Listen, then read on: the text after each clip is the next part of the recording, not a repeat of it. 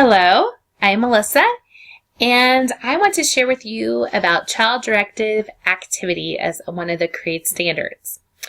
What do you think when you hear the words child-directed play? I'm sure that you think, well, there's a child that is playing, but what you need to ask yourself, what are they playing, and who is the child playing with?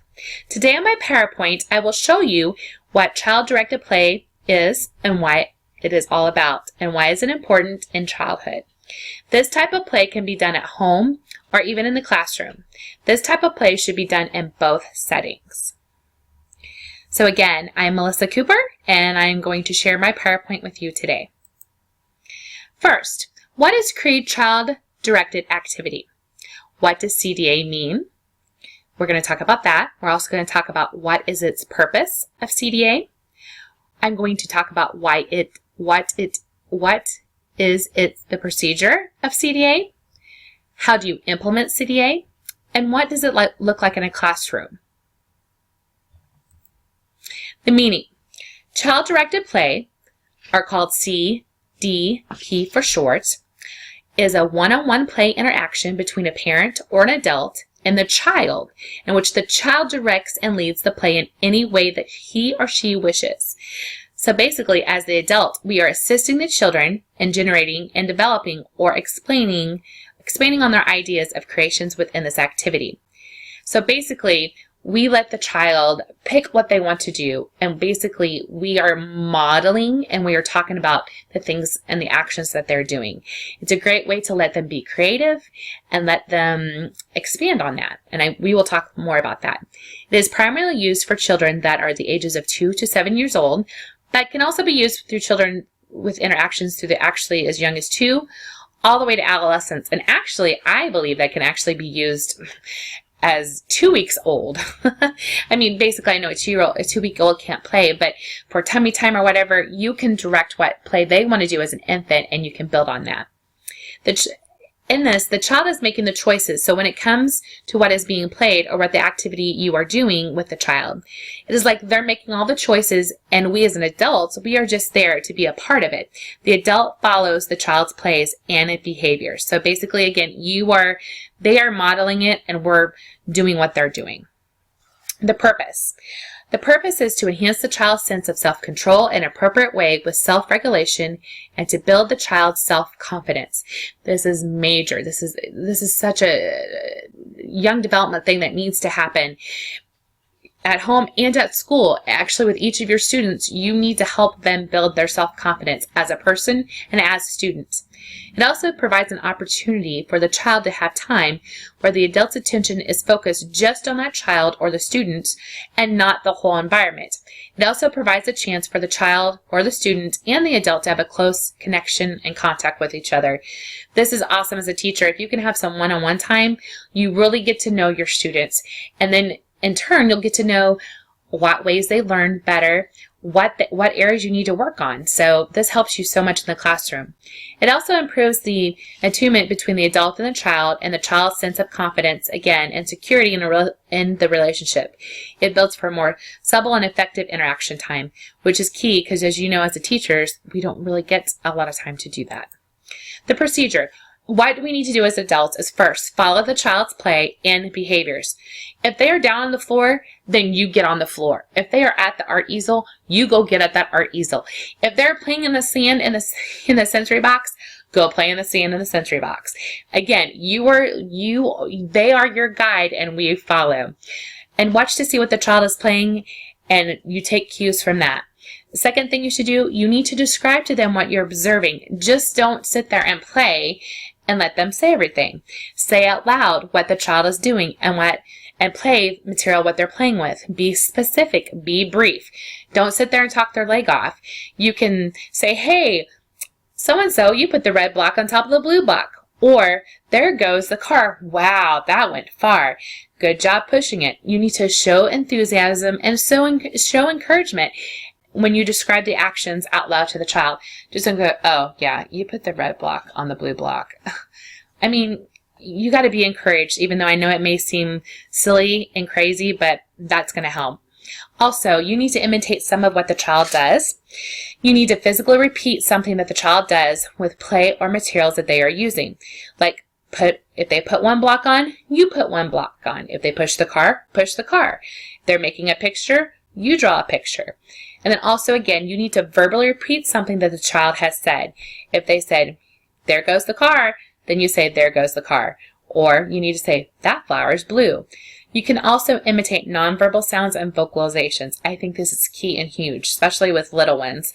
If they're making a car noise, you need to do too as your car's going up the hill. Praise occasionally. This is kind of hard for me because I sometimes like to overpraise. So you need to use it sparingly and don't overdo it. Praise on some quality of the child rather than the object that they have made. So a hint. If they made a tower, you can say, oh, you are an awesome tower builder. Wow, that is great. That's something praise, and you're actually connecting it to what they did. So that's more meaningful to them. Okay, implementing. The one way that you can implement CDA is the setting. Try to pick a place that's not going to be bombarded with being disturbed. Try to pick somewhere there's not a lot of noise. I'm thinking in a school setting, maybe this will work good at a work table that you may have in the back of the room. So while your other students are at their desk, maybe doing a worksheet or reading a book or looking at a book on their own, maybe you can call one of them back at a time. Or also too, if you have free play in your room or center time, a great time for you to come up and do some one-on-one is actually when they're at centers doing something. And first of all, most of all, always make sure that you can ask, say, hey, can I join you? Can I play with you today? Or can I play cards with you today? That would mean a lot. Another one is when, how long, and how often. You need to try to do your sessions 2 to 3 times a week with each child, no longer than 10 to 15 minutes per session. They suggest set a timer so you know when the session is over. You can tell students that there's a chance to do something with you one-on-one or in a small group setting. So let them know this is their chance to take the lead and this is your chance to do what you need to get done. This is when that you can let the student feel like they're in control and get to know them on a personal level, which we talked about earlier, which is a huge key to helping young students. Type of items you can play with. Have toys or items that are in reach that the child already knows. Don't bring out something new. And this is the time not to do a computer game, board games, or the iPad. This is the time for you to let the child be creative and praise them on the creativity. If they want to use Legos at cars, let them do it. If they want to use painting or they want to put the markers caps one-on-one and make a tower, let them do that. They don't have to use markers for drawing. Let them use their imagination.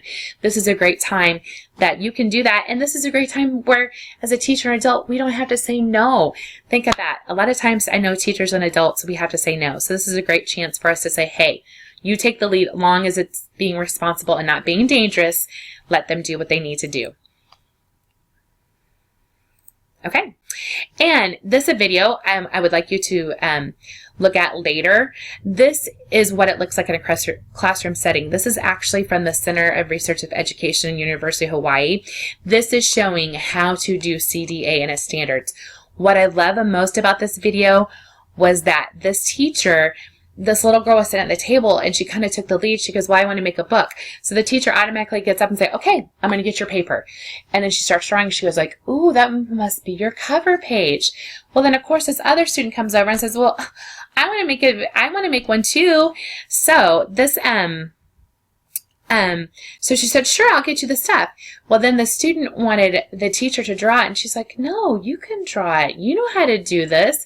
So even though the student was kind of shy and kind of timid and didn't really want to do it, she made her do it. And so this video is a great way to showing that even with all the chaos that may be going on in your room or even in your home, if you set it up the right way and you let the child take the lead, it can work anywhere and basically anytime, like I said before.